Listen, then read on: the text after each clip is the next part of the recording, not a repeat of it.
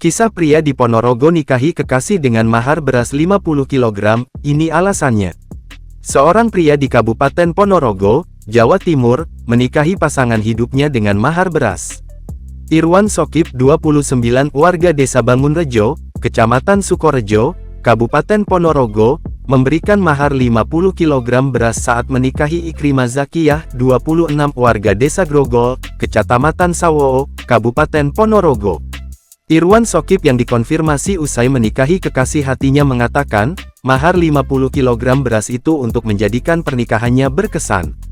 Selain jatuh pada tanggal kabisat, harga beras saat ini mahal dan terus melonjak. Tak hanya itu, beras yang diberikan kepada mempelai wanita adalah hasil usaha bertaninya sendiri.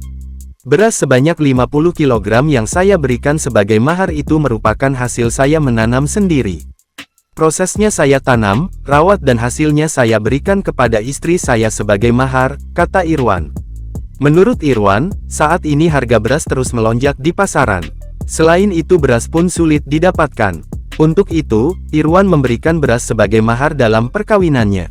Keluarga mempelai perempuan sudah menyetujuinya.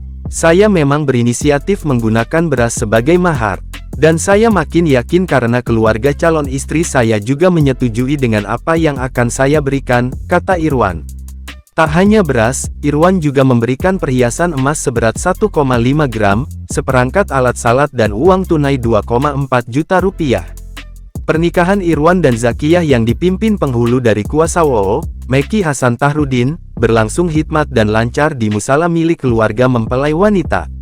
Saat akad nikah berlangsung, hanya mempelai pria Irwan Sokip bersama keluarga dan orang tua mempelai wanita, Bambang Margono, serta 2 saksi pernikahan. Proses akad nikah pun menggunakan bahasa Arab.